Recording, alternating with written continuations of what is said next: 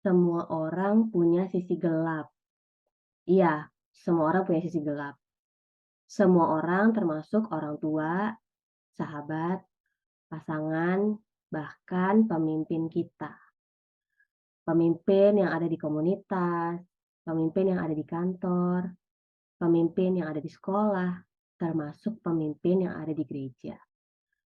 Nah, sebenarnya apa sih sisi gelap?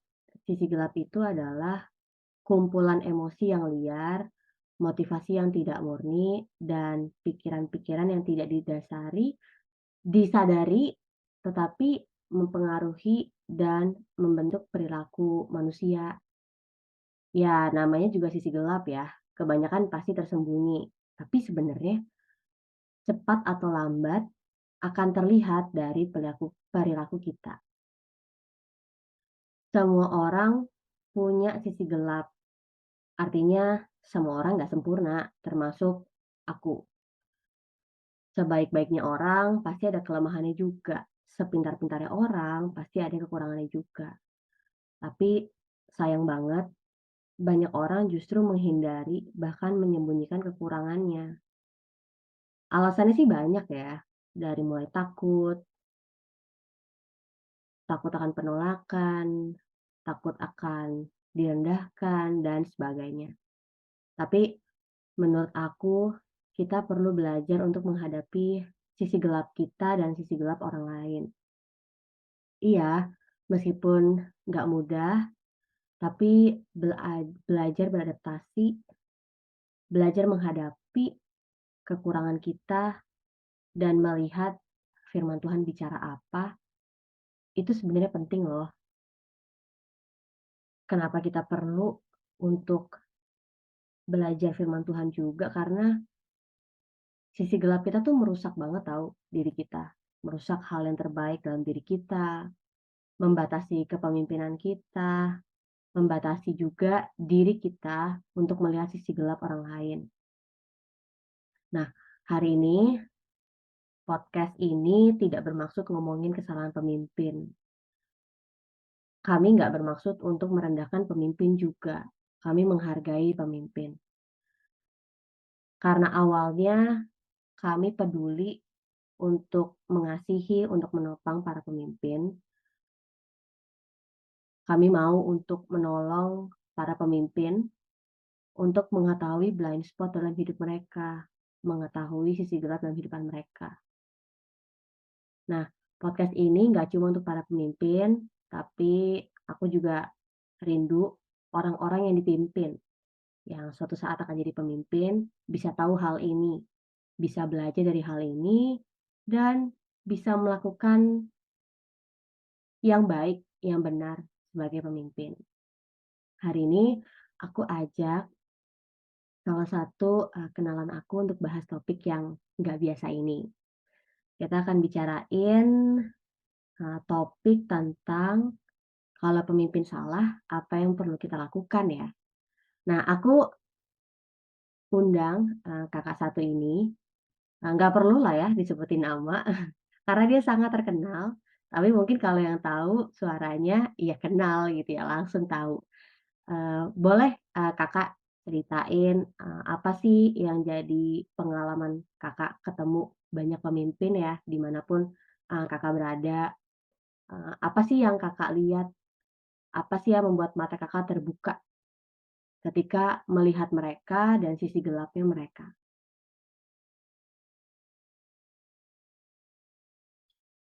Hai Stella, hai semuanya yang dengerin podcast ini. Salam kenal, aku temannya Stella, dan aku cuman mau bilang thank you Stella udah ngajak aku buat ngobrol hari ini, ngomongin tentang pemimpin. Kalau boleh aku ceritain sedikit pengalaman aku lumayan banyak bergaul dengan teman-teman yang jadi leader di tempat mereka bekerja, melayani di gereja ataupun di komunitasnya. Dan aku memperhatikan gitu ya, eh, banyak orang yang udah di posisi menjadi pemimpin itu, ada hal-hal yang aku pelajari, itu hal-hal yang aku mau ambil, dalam artian yang value-value yang baik, tapi juga aku menyadari ada kelemahan-kelemahan yang terjadi yang aku rasain sendiri pernah, dan aku jadi belajar banyak juga untuk tidak mengulangi hal yang sama.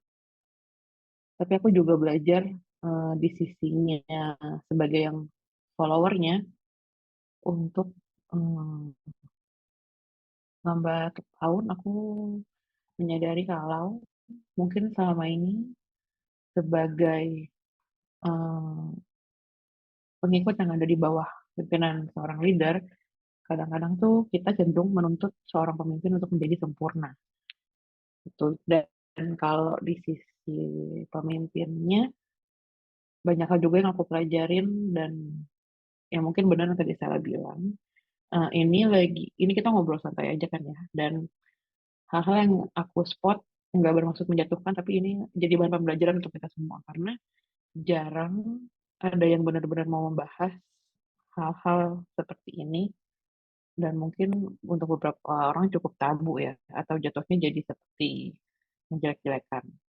Tapi, eee, kita nggak mau ngomongin ke arah sana, ini kita yang aku tangkap ya, kenyataan yang aku lihat atau dampak yang terjadi dari sisi gelapnya pemimpin, dan kebanyakan respon orang tuh kadang-kadang terbagi jadi ada orang yang diem karena nggak mau ikut campur atau nggak mau judging, dan ada orang yang nggak gitu peduli mungkin, atau ada yang benar-benar peduli, tapi karena dia itu di lapisan berikutnya lagi, dan di atasnya itu seperti nggak ada yang mau, memperjuangkan sesuatu gitu.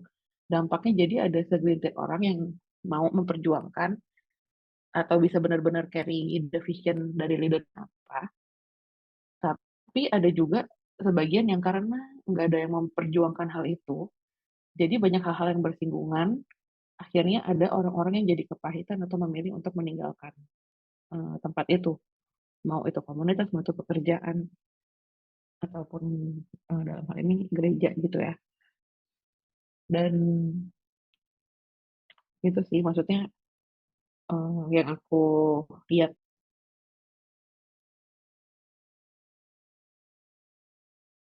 Iya, tadi Kak Kakak tuh awal ngomongin kalimat yang bagus banget,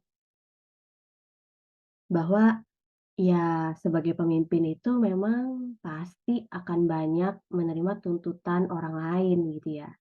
Pemimpin itu harus sempurna, apalagi kalau pemimpin di gereja itu seringkali dibandingkan harus sama sempurnanya seperti Tuhan Yesus. Berat banget ya. Iya, berat banget emang. Eee, aku juga percaya sebenarnya nggak ada pemimpin yang bisa seperti Tuhan Yesus. Sampai akhir hidup mereka kan mereka berjuang untuk bisa mengikuti teladan Tuhan Yesus ya. Tapi, lihat kata kuncinya deh teman-teman, ketika teman-teman berekspektasi ketinggian, bahkan kalau menurut aku berekspektasi mau tinggi atau rendah, tetap aja pasti teman-teman akan mudah dikecewakan. Dan tadi KB bilang ada bermacam-macam orang loh yang, punya respon beda-beda ketika melihat kekurangan pemimpinnya. Ada yang mau bertahan, tapi diem aja, tutup mata gitu ya. Ada yang langsung pergi, udah kabur gitu ya, menjauhi pemimpin, tapi ada juga yang mau bertahan dan akhirnya mau cari cara gitu.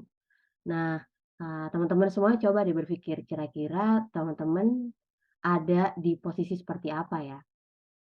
Yang diem aja, yang langsung kabur, atau yang bertahan tapi mau bantu cari solusi.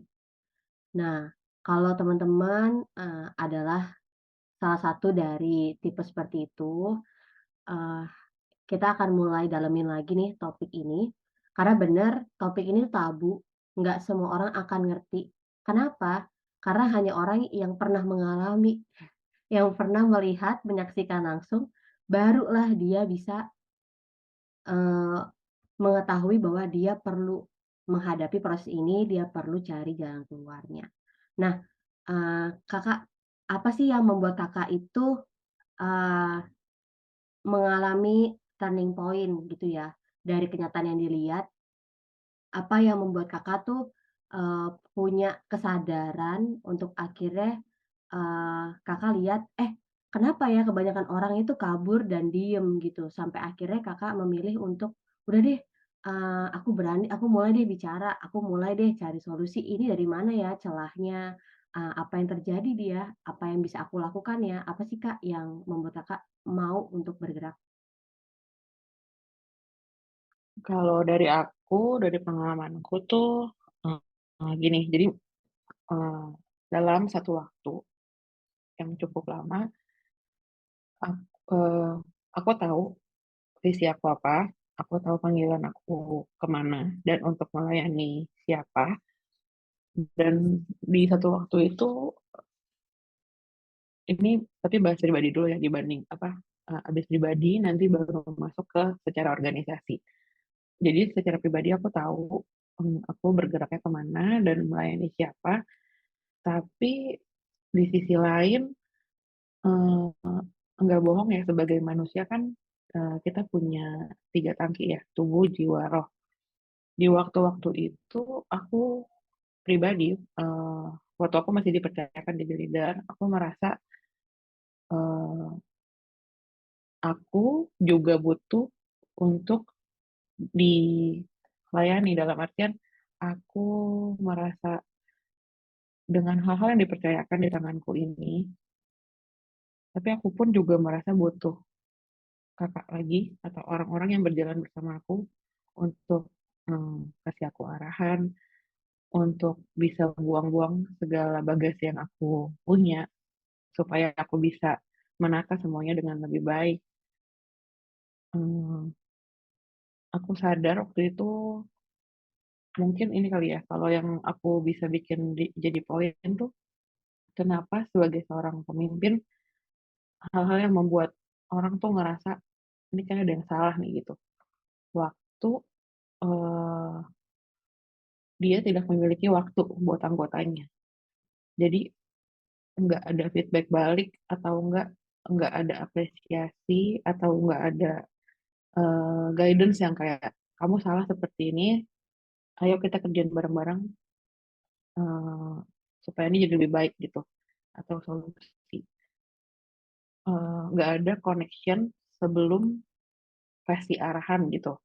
Udah gitu nggak membagi visi yang jelas, dalam artian tuh misalnya kita ngejar lagi, kita punya visi A secara organisasi, tapi, di perjalanannya, oh ternyata tuh mau ngejarnya kayak B, C, D, E gitu. Tapi di waktu yang bersamaan juga, aku dituntut untuk menjadi contoh kan seorang leader itu, tapi dari atasku lagi tidak bisa menjadi contoh. Tapi ini lagi konteksnya nih nggak lagi menjelek-jelekan orang ya, maksudnya dalam artian tuh kita yang udah dipercayakan jadi leader seringkali kita nggak sadar, kita tuh terbawa sama visi yang kita pikir itu kita punya dan kita pikir, eee, udah, langsung suruh aja atau enggak, udah punya anak buah nanti ada anak-anak yang bisa ngelakuin dirty works-nya gitu tanda kutip, tapi kita sendiri lupa kita tuh nggak jadi contoh gitu, nggak secure, tidak bisa menjadi contoh juga. Enggak memberikan waktu, nggak ngomongin fisik, kalau kita lagi ngomongin sebuah fisik kita harus ngomongin itu berulang-ulang kan, sampai itu jadi nempel ke semua orang, eee, kurang memberikan motivasi gitu, kayak, eee, kurang peduli sama kesejahteraan orang-orang yang ikut sama kita. Atau kadang-kadang aku pelajarin juga, eee, nggak mau mengakui kesalahan gitu. Jadi, ini sebenarnya bagian yang penting buat bagian dari kepemimpinan gitu. Jadi ya, seorang pemimpin harus sadar kalau kesalahan yang dilakukan itu memang bisa, menghancurkan reputasi dalam artian tuh, eee, bikin orang jadi nggak percaya atau enggak jadi ada yang judge gitu. Tapi nggak berhenti di situ aja. Menurut aku mengakui kesalahan itu hal yang sangat, rewarding ya. Maksudnya orang juga bisa melihat sisi kita sebagai pemimpin, oh ternyata ada kelemahannya tuh di sini. Oh dia berani mengakui kesalahannya. Oh dia mau cukup untuk mengakui berbesar hati gitu, dan dari situ bisa belajar bareng. Karena semakin kita jadi apa adanya, orang-orang tuh juga akan jadi, dikuatkan gitu, maksudnya kayak, "Oh kita sama aja sebenarnya, cuman kamu pemimpinnya, aku yang ikutnya," gitu. Dan kesalahan yang udah pernah dibuat itu sebenarnya bisa jadi batu loncatan di, apa ya, di kemudian hari supaya nggak dilakuin lagi gitu, jadi sama-sama belajar. Ada juga pemimpin yang, kurang bisa terima masukan dari orang lain. Jadi bukan cuman pemimpin yang boleh kasih masukan ke anak-anaknya, anggota timnya, tapi juga, dia bersedia terima advice dari yang lain gitu. Kadang-kadang juga yang aku alamin ada pemimpin yang nggak peduli sama komposisinya tim, dalam artian, ada satu orang atau 2 orang yang kerjanya tuh bisa double atau triple job. Sebenarnya hal ini juga penting banget karena di luar segala yang mereka lakukan, mereka pun tetap punya kehidupan pribadinya yang perlu dijaga juga. Jadi kita harus terus-terusan mengevaluasi diri sama tim gitu. Dan ini kunciannya ada di leader ya, atau juga ada tipe leader yang nggak bisa, delegasiin pekerjaan. Jadi, dia kurang ada rasa percaya gitu sama anak-anak yang dipimpinnya bisa ngelakuin hal yang sama seperti yang udah pernah dia lakukan. Kan standar orang pasti beda-beda. Mungkin anak yang anggota timnya itu akan ngelakuin kesalahan atau nggak sesempurna yang dikerjakan sama si pemimpin. Tapi supaya satu organisasi itu bisa berjalan dengan sehat, bisa regenerasi, memang perlu ada rasa percaya mau delegasiin tugas ke anaknya masing-masing. Walaupun dilakuinnya belum sempurna, tapi itu kita sama-sama belajar untuk membangun sebuah generasi yang sehat, bisa regenerasi dengan sehat juga dengan cara yang benar dan yang baik dan efektif. Jadi nggak semuanya ngumpul di satu kepala, gitu. Hmm, apalagi ya, Sel, aku maaf ya kalau ngomongnya tuh jadi kemana-mana. Iya, coba deh aku dari pengalaman yang ada, aku coba ingat-ingat ya. Aku pernah ketemu sama pemimpin yang gini, mungkin memang kita dibentuk dalam pengasuhan orang tua yang berbeda gitu ya. Dan aku tuh setiap kali, melihat pemimpin, aku pasti mau cari tahu dulu gitu ya latar belakang kayak keluarganya gimana, mmm, dia dibesarkan dengan, tipe bahkan pengasuhan seperti apa gitu ya. Aku tuh kayak penasaran banget karena aku tuh percayanya seseorang yang udah dewasa itu kan dibentuk dari masa lalunya. Jadi aku penasaran aja dan aku pernah ketemu sama pemimpin yang kaku gitu ya. Contoh misalnya, aku nih, sama Kakak, kan kita ada di konsep kayak discipleship gitu ya, mentoring dan sebagainya.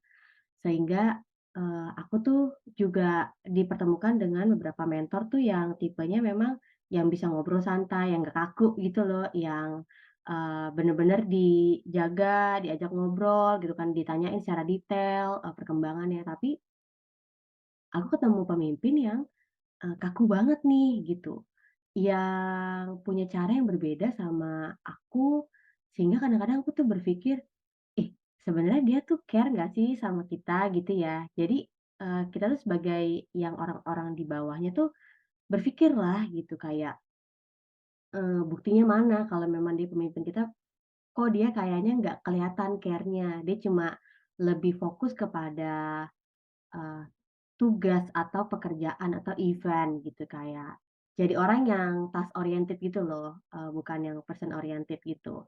Tapi it's okay, aku juga ketika aku cari tahu, mungkin dia dibentuk dengan keluarga seperti itu gitu, oh ya udahlah gitu. Terus aku juga pernah ketemu sama pemimpin yang, kalau tadi kan Kakak cerita, pemimpin ada yang nggak mau menerima masukan gitu ya.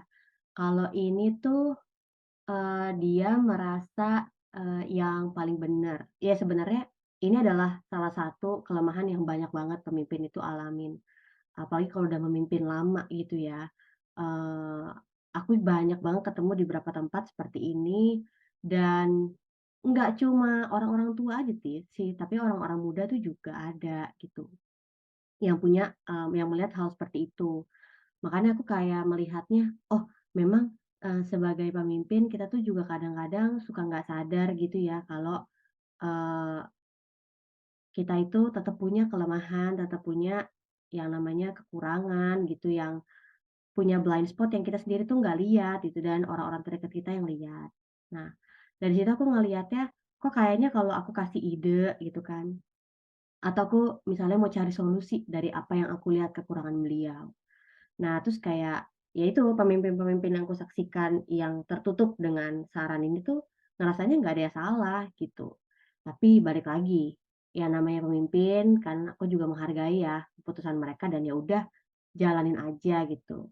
Aku percaya di hadapan Tuhan, pemimpin ini akan bertanggung jawab gitu terhadap keputusan yang dia ambil. Terus aku juga ketemu lagi ada pemimpin yang jadi nggak percaya diri banget gitu, ada juga yang kayak gitu, yang bener-bener, gampang terombang-ambingkan ya, kita kan nih orang-orang yang dipimpinnya kan punya beda pandangan gitu ya. Terus jadinya kayak dia jadi gampang goyang, plus juga dia ingin mencapai tujuan semua orang yang di bawahnya gitu kan, menyenangkan semua orang di bawahnya, jadi gampang banget goyangnya gitu. Jadi kayak memang nggak tegas, apalagi nggak bisa mantap. Nggak percaya diri, jadinya tuh kayak, ya gitu, muter aja gitu. Jadi, ya itulah kalau seseorang yang masih mencoba untuk menyenangkan semua orang. Aduh itu bakal capek banget deh itu dan aku udah saksiin hal itu.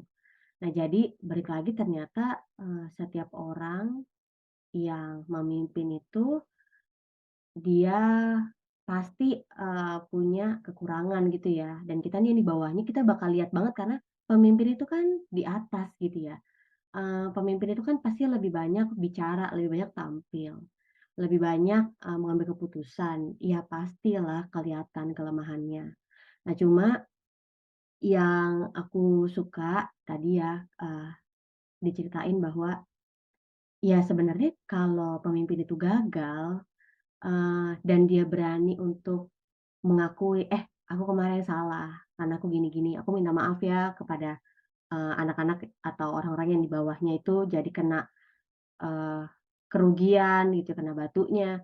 Nah, itu kan sebenarnya justru kita yang di bawah tuh jadi ngerasa, "Oh, ternyata kita tuh dihargain ya, ternyata kita tuh dipikirin ya," gitu kan. "Oh, ternyata, untuk jadi pemimpin salah dan gagal itu nggak apa-apa ya, karena setidaknya pemimpin itu udah berusaha mencoba," ya kan.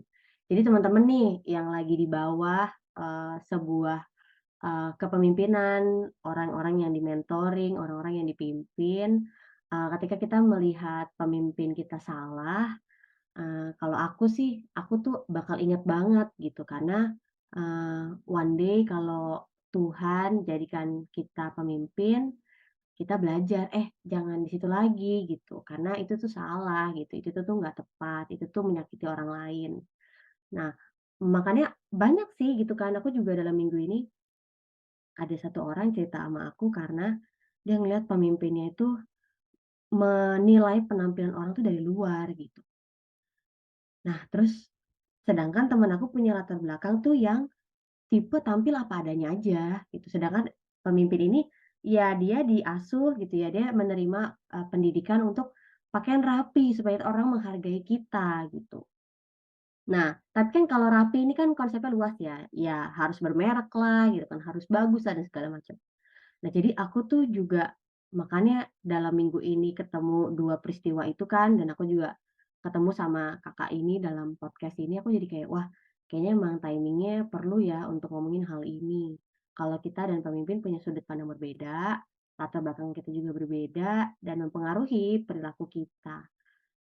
Tapi kalau ngelihat mereka punya kekurangan, eee, kita tuh diizinkan melihat sama Tuhan, kita diizinkan untuk terbuka tuh ya mata kita ngelihat celahnya pemimpin kita, sedangkan orang lain tuh nggak ngelihat gitu.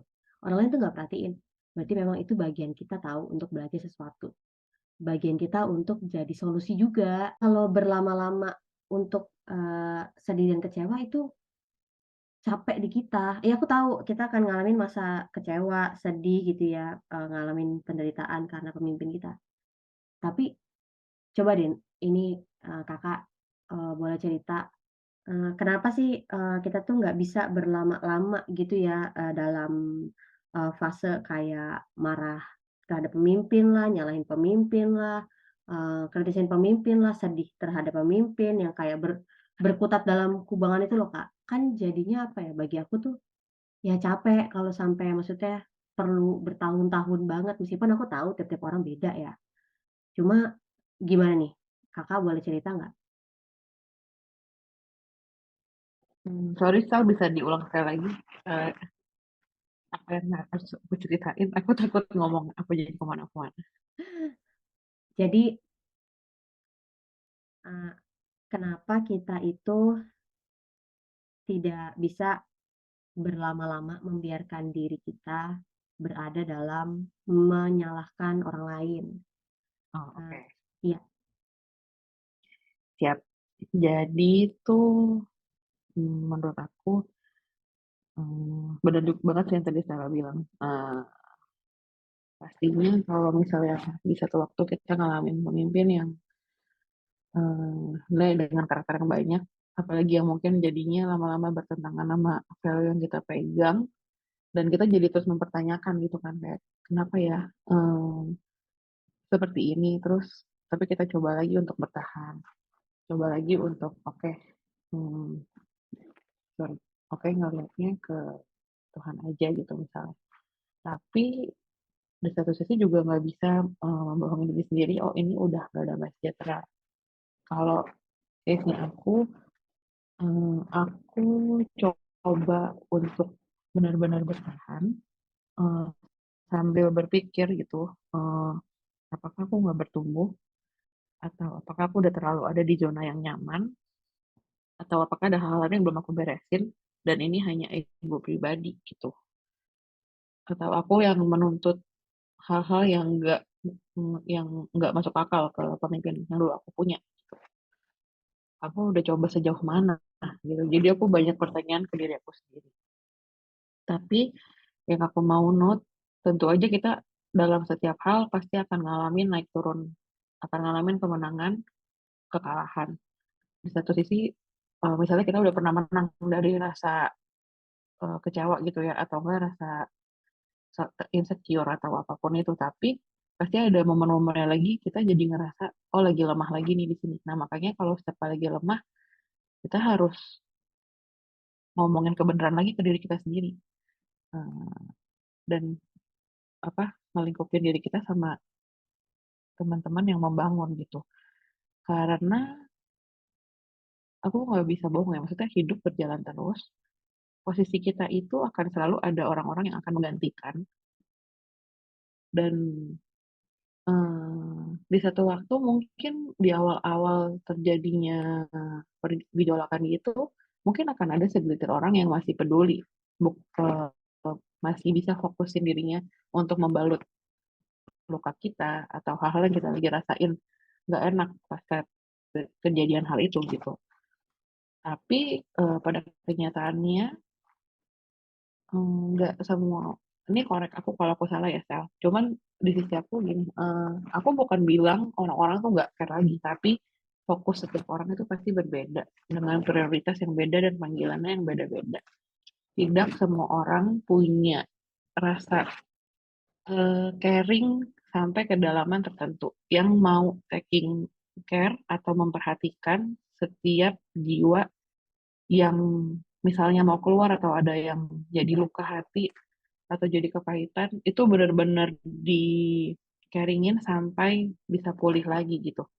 Nggak semua orang punya kedalaman yang bisa sampai mau jauh ikut campur tangan sampai sejauh itu gitu. Tapi pada kenyataannya banyak juga orang-orang yang perlu dibalut dan perlu untuk, eee, dikasih tahu lagi tentang kebenaran, di-replace lagi diri mereka itu siapa dan diciptain untuk apa, dipupuk lagi, disiramin lagi sampai mereka jadi kuat lagi, bisa jalan lagi, dan bisa bisa ninggalin semua rasa-rasa yang nggak enak itu, bisa menang dan keluar dari situ. Karena setelah aku jalanin bertahun-tahun ini, kalau kita terus eh, di satu titik itu kita harus proaktif gitu. Maksudnya setelah eh, ngal- setelah ngalamin satu proses yang nggak enak, aku sendiri pun juga sempat ada masanya lagi marah, ngerasa kecewa, ngerasa kok gini, dan hal-hal itu semua bergejolak selama mungkin kurang lebih 1,5 sampai 2 tahun. Tapi di satu titik aku ngambil keputusan gitu, oke, aku nggak bisa gini terus selamanya. Aku tahu Tuhan punya panggilan buat aku mau proaktif gitu. Jadi aku yang keluar dan ketok dan cari gitu. Eh, aku merasa oke, aku harus menyelesaikan dengan baik dulu, termasuk urusan hati dan sama tempat di mana dulu aku ada. Tapi aku berusaha mengganti mindset aku dengan yang tadi di awal aku bilang gitu, bahwa semua pemimpin sempurna. Mungkin memang yang ini jadi titik lemahnya, tapi juga titik kuatnya ada di sisi yang lain. Aku menghargai hal itu, tapi setelah aku sadari, oh aku udah terlalu nyaman dan aku memang gak bertumbuh di sini. Saking gak bertumbuhnya, jatuhnya makin lama, jadinya kan di hati tuh jadi banyak pertanyaan-pertanyaan tidak terjawab, jadinya itu judging dan aku merasa itu udah salah gitu. Begitu udah sadar itu salah, aku cepet-cepet langsung oke, aku harus cari komunitas baru, aku mau diperbaiki dalam artian aku mau dipulihkan dari hal-hal seperti ini, karena aku belajar banyak juga dari leaderku yang lama dan aku respect banget. Tapi aku tahu aku lagi udah kayak mesin yang ngepul bentar lagi meledak. Jadi aku juga butuh disiramin lagi, dipupuk lagi. Aku mengizinkan diri aku untuk ada di titik paling rendah itu ya, gitu. Dan dengan cara ya akhirnya aku cari-cari, aku tanya teman aku yang tergabung di komunitas itu. Nah, aku rasa oh kayaknya tempat ini nggak sempurna tapi lebih sehat. Eh, Selama ini mungkin yang aku cari itu kesempurnaan gitu, yang emang ternyata nggak ada. Tapi yang aku baru sadar, oh aku tuh butuh sesuatu yang sehat. Jadi aku proaktif cari tempat yang sehat. Yang sehat tuh gimana sih? Dalam artian prosesnya tetap aja ada. Misalnya lagi ada beda pendapat, lagi ada hal-hal yang gak enak, tetap ada, semuanya sama. Tapi yang membedakan gimana nih komunikasinya, dan ternyata di sini tuh aku diizinkan untuk diterima dulu, dikeluarin dulu semua racunnya. Asap-asap yang mau ngebul tuh dibiarkan mau ngebul dulu sampai, tapi tetap nggak diterima, tetap nggak dikomentarin, terus nggak ada tuntutan apa-apa. Sampai aku diizinkan untuk masuk di dalam masa rest dan mengenali sendiri emosi aku tuh apa, perasaan aku gimana, dan dari situ mulai satu-satu tuh dibalut lagi gitu, kepercayaan dirinya jadi ada lagi, rasa secure itu jadi mulai bertumbuh lagi, walaupun itu nggak gampang ya. Habis itu terjadi tuh pas aku masuk ke komunitas yang baru, karena mereka sangat accepting, jadi di awal-awal aku sampai mikir ini tuh pasti nggak bakal terjadi dalam waktu yang lama nih, bentar lagi pasti akan ada drama baru, bentar lagi pasti akan ada masalah pergolakan yang baru. Tapi kok nggak ada ya, maksudnya kok nggak datang ya masalahnya gitu. Aku sampai tanya ke waktu itu ke ketua komunitasnya gitu kan, kayak kak, ini kok kayak semuanya penerimaannya oke banget ya, terus kok pada caring-caring banget ya gitu. Aku merasa berbeda karena di tempat yang sebelumnya aku lumayan jadi orang yang diandalkan untuk yang caringin orang lain. Jadi udah terbiasa kasih waktu, kasih apa ya, energi, kasih telinga, kasih apa, uang, pikiran, semuanya. Tapi aku jarang banget merasakan yang namanya tuh dikeringin balik atau enggak diterima apa adanya tanpa ada embel-embel yang jadi leadernya gitu. Terus diperlakukan dengan ya apa adanya. Kalau aku lagi ngerasa lagi nggak bisa ngomong, ya oke, nggak ada tuntutan yang kayak kamu harus jadi sempurna gitu di tempat yang ini. Tapi habis setelah aku dipulihkan gitu ya, pelan-pelan aku dikasih pengertian ya memang lo harus berdiri lagi. Lo nggak bisa ada di zona nyaman lagi gitu. Ayo kamu harus mulai pikir lagi, kamu mau ngapain, kamu mau jalan kemana, ayo kita temenin gitu. Itu kata-kata kunci mereka tuh selalu, ayo kita jalanin ini sama-sama. Ayo kita kita nggak apa-apa bermasalah, tapi kita bisa berkonflik dengan sehat. Kita bisa mau komunikasiin semua hal, kita bisa obrolin gitu. Dan aku jadi sadar, oh iya ya, gue yang 2 tahun itu kemana aja ya, maksudnya eh, aku yang waktu itu lagi dalam masa kepahitan sendiri, jadi kayak rasa sendiri, marah sendiri, kecewa sendiri, sedih sendiri. Tapi pas aku pikir-pikir di hari ini, ya nggak apa-apa, mungkin itu perlu dilewatin gitu. Masa-masa itu perlu dilewati se-raw mungkin sampai kita sadar, oke udah cukup, aku harus cari pertolongan gitu. Dan aku belajar eh, satu, cari pertolongan itu bukan berarti kita lemah, tapi cari pertolongan itu tandanya kita tuh enggak menyerah gitu. Karena ternyata kalau kita ngomong, tolongin gue dong, gue udah gak kuat, gue butuh bantuan di sini gitu. Itu ternyata banyak tangan yang mau mengulurkan bantuan. Selama ini mungkin aku diajarinnya eh, lebih lebih banyak sharingin hal-hal yang keluarnya tuh mungkin ini tanpa disadari ya. Jadi nggak ceritain kelemahan kita sendiri, tapi ya Tuhan baik atau enggak ceritainnya tuh hal-hal yang jadi kemenangan aja gitu. Nggak pernah menceritakan hal-hal yang jadi prosesnya tuh sendiri apa. Itu aku belajar banyak sih. Sampai aku pikir, oh, aku dengan pada masanya waktu aku dengan orang-orang yang dipercayakan sama aku, oh, aku belajar. Aku nggak mau jadi leader yang seperti itu gitu. Aku mau eh, teman-temanku ini juga tahu kita tuh struggling hal yang sama. Aku udah pernah melewati masa-masa itu. Jadi waktu mereka ngalamin masa-masa itu, mereka nggak sendiri gitu. Tapi memang pada posisi waktu itu beratnya karena aku merasa jalanin itu semua sendiri. Jadi aku kayak ujungnya ke burnout. Dan tapi ya itu maksudnya aku sadar kita nggak bisa berlarut-larut dalam perasaan-perasaan kita yang seperti itu. Walaupun kita kita pasti ngelewatin dan emang perlu dilewatin, bukannya kita denial. Tapi semakin cepat kita admit kita punya perasaan-perasaan seperti itu, dan kita tahu kita harus gimana antara hati sama pikiran, kita bisa punya kecerdasan emosi untuk bisa handle itu, walaupun hal itu nggak hilang, dan kita mau keluar, kita proaktif, kita ketok, kita cari. Itu pasti Tuhan akan langsung kasih. Maksudnya kita akan dipertemukan sama orang-orang baru yang akan mengubah mindset kita, cara pandang kita terhadap uh, diri kita sendiri, terhadap apa itu leadership, apa itu ekspektasi, dan kita bisa mulai belajar memanage itu semua dengan lebih baik. Karena pada akhirnya menurut aku hal-hal yang diizinkan terjadi itu nggak ada yang kebetulan, dan kita juga jadi nggak bisa sombong karena kita tahu itu semua juga dari Tuhan. Tapi kita juga nggak bisa ngejudge segitu buruknya karena kita juga tahu itu proses, sama-sama manusia. Yang pemimpin itu manusia, kita pun juga manusia. Gitu sih. Cukup menjawab gak, Sal? Iya, jadi, eee, sebenarnya ketika kita makin dewasa, kita tuh sadar bahwa sebenarnya pergumulan kita, masalah kita tuh setiap saat tuh sebenarnya ekspektasi kita sendiri ya kan.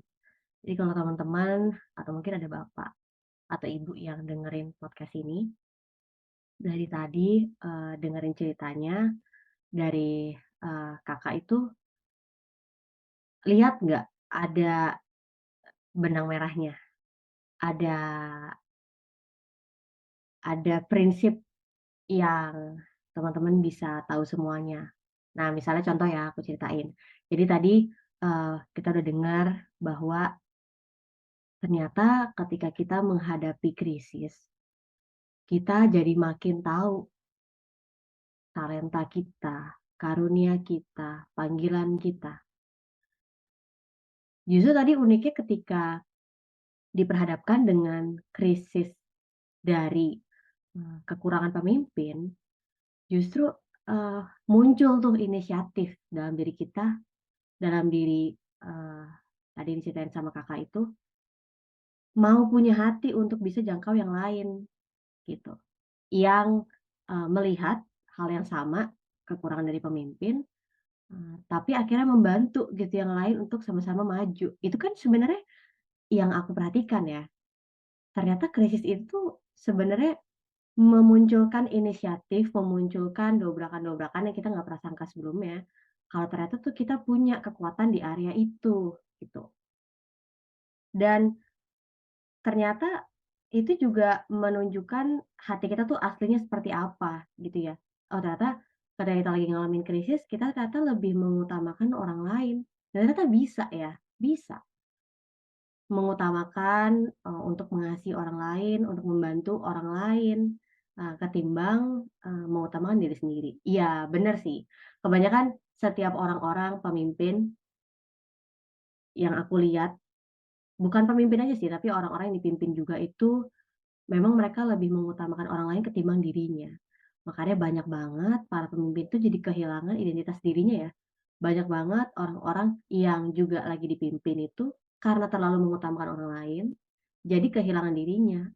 Bener banget, karena aku juga mengalami hal itu gitu. Kayak gimana ya, sampai ketika aku udah terbiasa gitu ya dengan kepemimpinan, mengutamakan orang lain bagus nggak? Bagus gitu. Tapi, firman Tuhan jelas kok bilang juga, bahwa mengasihi sesamamu seperti dirimu sendiri gitu kan. Jadi maksudnya ya kita bisa menyayangi orang lain seperti kita menyayangi diri sendiri. Jadi jangan lupain untuk mengasihi diri sendiri juga gitu. Iya, tapi kan seringkali kita sebagai orang Kristen apalagi ya, kita kan cuma taunya mengutamakan orang lain gitu kan, tanpa konsep yang lebih dalam lagi. Nah, aku pernah jadi kehilangan identitas diri, karena terlalu sibuk dengan apa yang aku lakukan, yaitu kepemimpinan. Jadi lupa gitu identitas diri, makanya tadi udah dijelaskan dalam cerita Kakak itu bahwa kita tuh memang perlu tahu, mengetahui identitas diri kita, mengetahui panggilan diri kita. Makanya ketika kita down, ketika banyak mengalami tekanan, nggak ada cara yang lain selain mengingatkan diri kita tentang identitas kita, gitu. Makanya kalau ada orang-orang yang udah tahu identitas dirinya, gitu ya, yang udah mau berani untuk tetap pegang prinsipnya, tetap pegang value hidupnya, itu bagus gitu. Tapi ada juga orang-orang yang belum tahu, tapi perlu menghadapi krisis barulah di sana mereka nemuin value hidup mereka gitu ya, mereka menemukan, nilai hidup mereka di situ. Nah, terus yang aku menarik lagi adalah karena tadi pertama aku bilang, tidak semua orang akan ngerti topik hari ini, karena nggak semua orang mengalami hal ini gitu ya. Eee, yang aku, cukup merasa bahwa itu berkaitan banget sama kehidupan aku ya, dari cerita Kakak, adalah tentang ketika kita udah menolong orang lain gitu ya, kita lupa bahwa ternyata kita juga sakit, kita juga pahit, kita juga kecewa.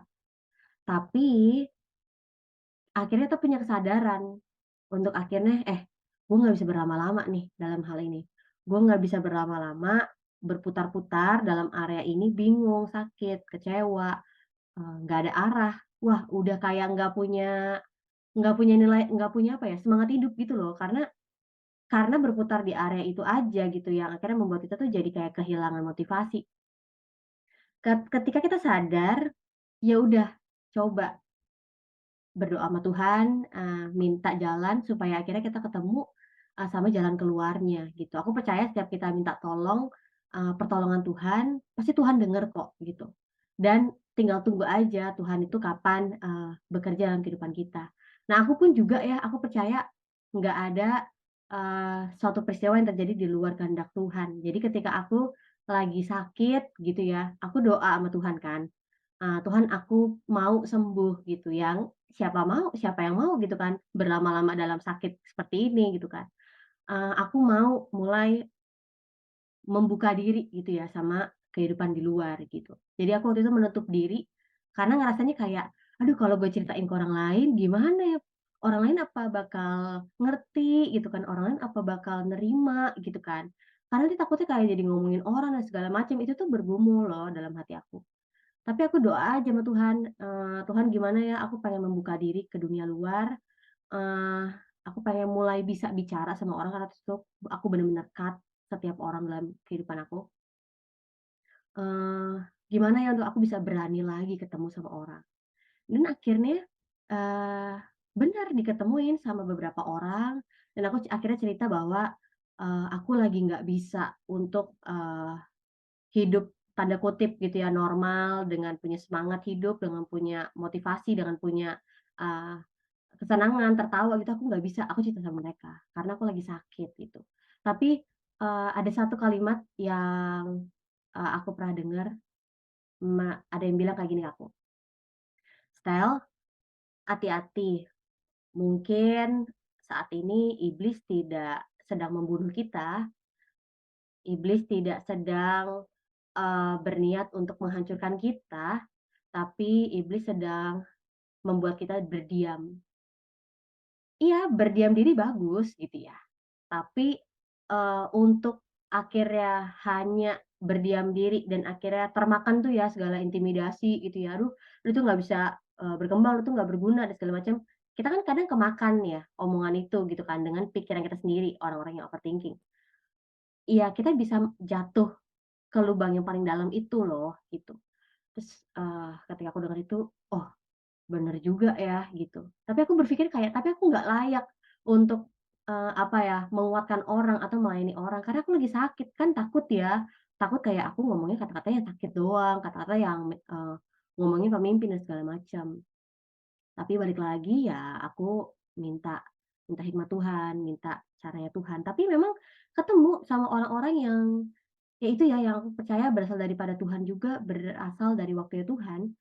Aku bilang sama mereka, "Eh, gue nggak bisa loh, untuk melayani, untuk balik lagi kepada kesibukan, pelayanan di gereja. Karena," aku bilang, "aku lagi sakit," aku bilang gitu.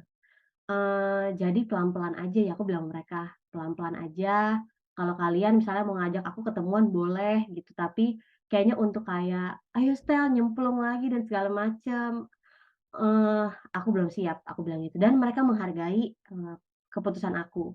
Jadi mereka benar-benar nunggu waktu sampai akhirnya kita bisa, nyantai lagi gitu ya, ketawa-tawa bareng lagi dan, sebagainya. Tapi yang jelas, teman-teman semuanya, yang kita alamin itu sebenarnya dialamin semua orang kok, gitu.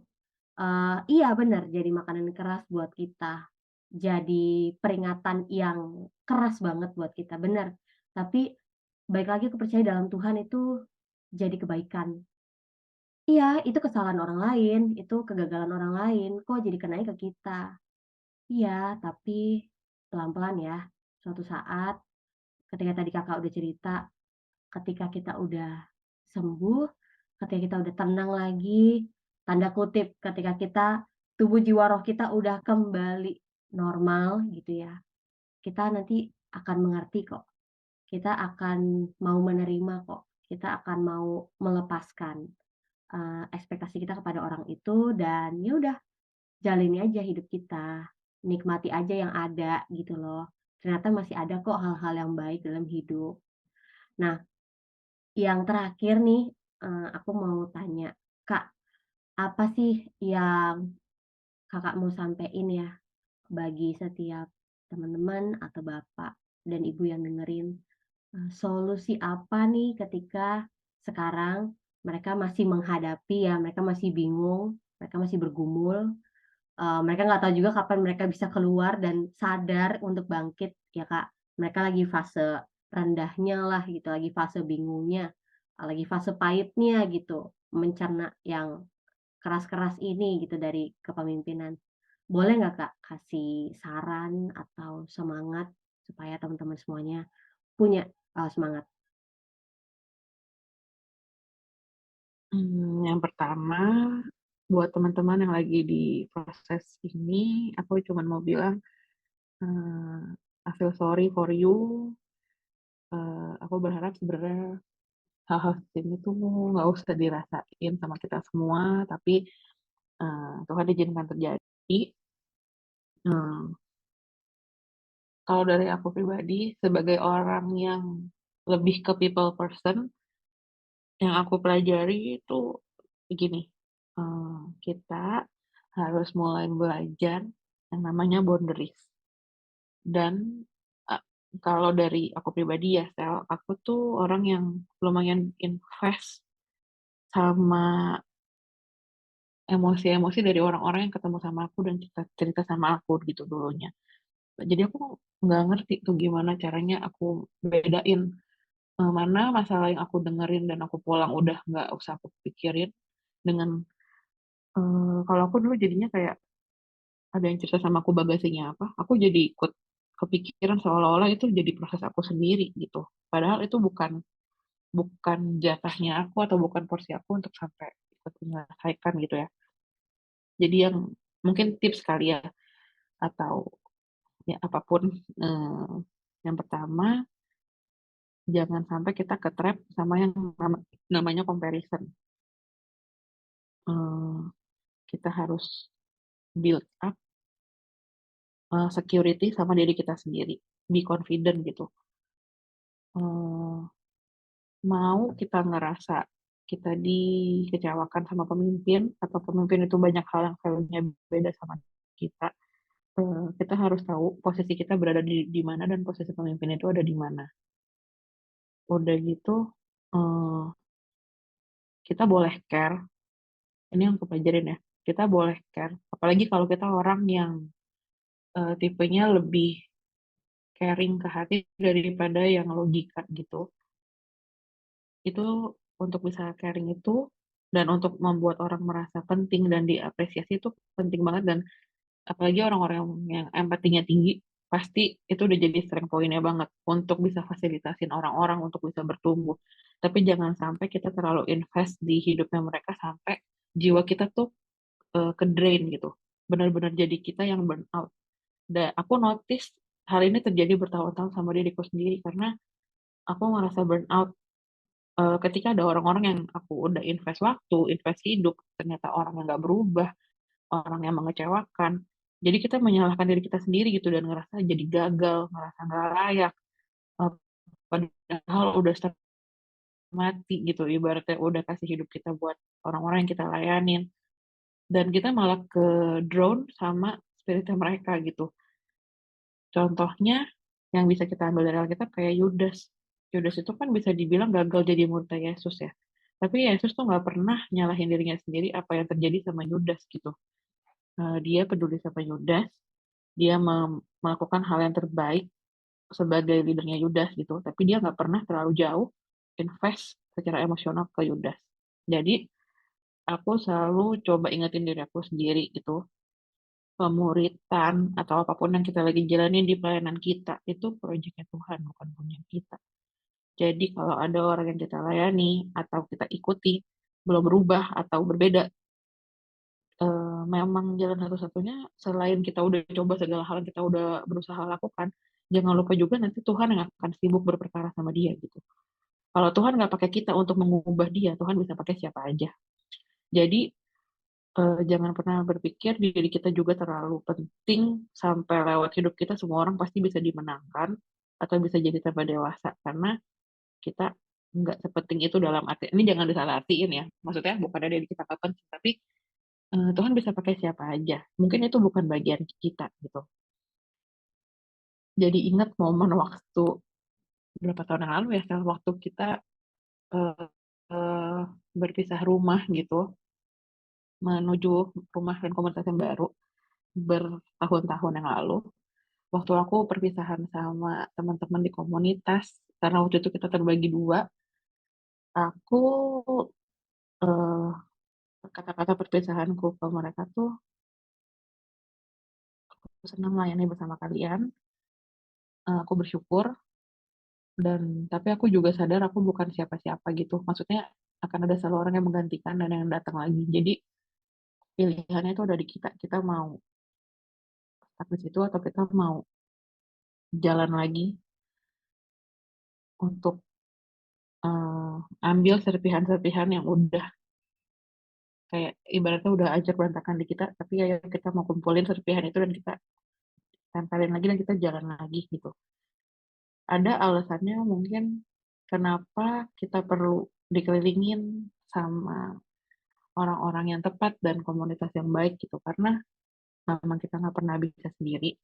Jadi aku percaya dimanapun kalian berada, lagi ngalamin badai sekencang apapun, aku berdoa juga kalian akan bisa keluar dari hal itu dan kalian akan dipertemukan sama orang-orang yang tepat, orang-orang yang sehat, orang-orang yang bisa membangun mindset kalian, mengisi jiwa kalian, eh, bisa support eh, apapun yang kalian butuhkan untuk bisa jadi kuat lagi gitu. Kuatnya yang kayak tadi Stella bilang nggak perlu yang langsung sampai harus melayani sampai kayak gimana, tapi pelan-pelan, sedikit-sedikit, kecil-kecil, mulai ketemu orang lagi, mulai bisa normal lagi, berbagi lagi sukacitanya, eh, bisa caringin satu sama lain, bagi value yang kamu punya, kamu bisa ceritain eh, dari kelemahan kamu gimana sampai kemenangan-kemenangan kecil yang kamu dapetin gimana. Hmm, kalau sampai ada satu pelayanan kita itu udah merusak diri kita sendiri atau hubungan yang kita punya. Contohnya dengan yang terdekat, dengan keluarga. Mungkin aja kapasitas kita berarti belum cukup untuk ambil tanggung jawab itu, gitu. Lebih baik kita berpikir ulang untuk ambil waktu untuk diri sendiri dulu, gitu. Dan eh, aku mau ini sih, yang aku tangkap ya dari semua hal ini, dimanapun kita berada, apalagi ini dalam konteks Kristenan atau di dalam gereja, itu bukan di mengetahui, tapi benar-benar di mengenal dan mengalami. Karena menurut aku itu yang penting.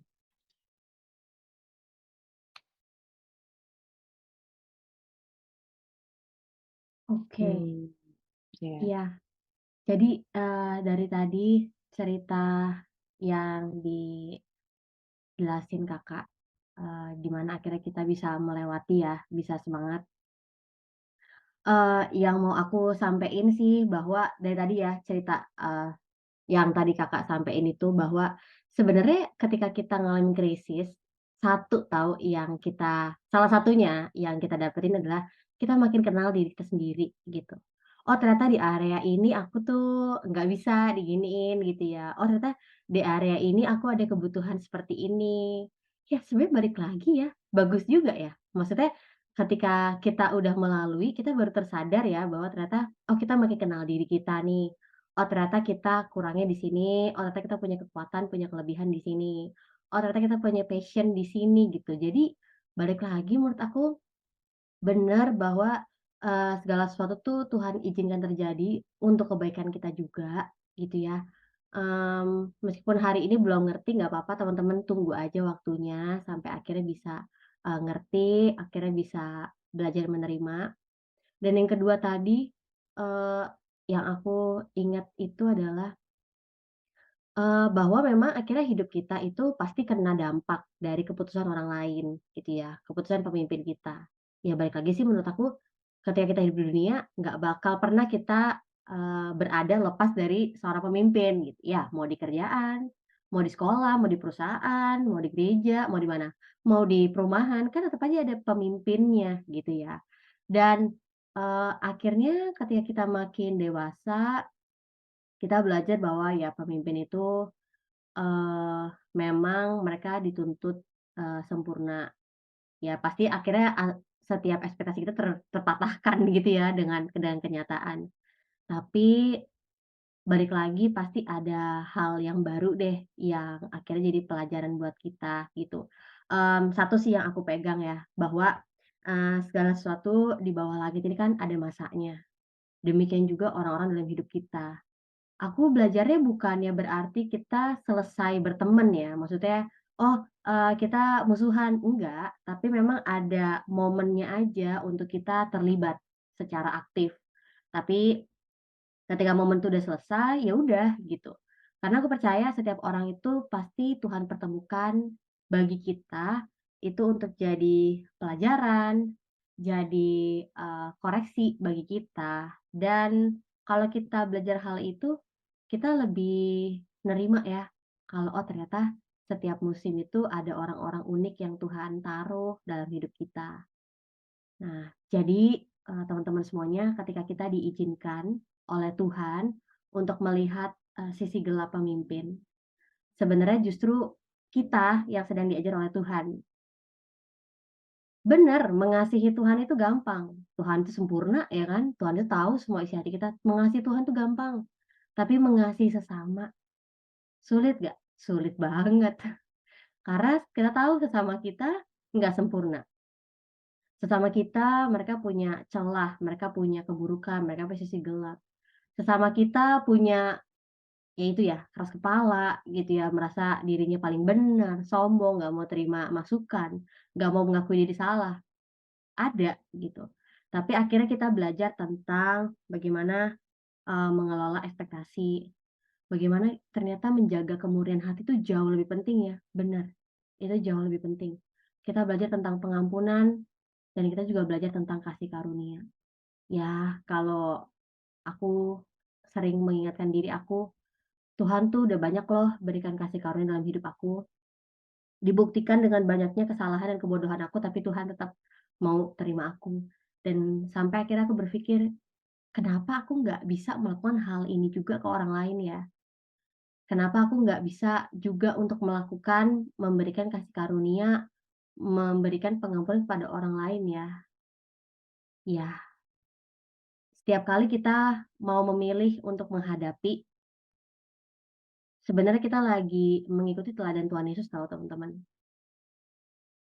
Tapi kalau kita hanya mau menghindari sisi gelap kita, kelemahan kita, ataupun sisi gelap orang lain, itu justru kita tidak mengikuti teladan Tuhan Yesus. Dan dari tadi kan kita dengar cerita bagaimana menghadapi, eee, pemimpin yang punya kekurangan, menghadapi, dampak dari, kekurangan pemimpin itu, menghadapi gitu kan luka, kekecewaan, kepahitan yang kita alamin.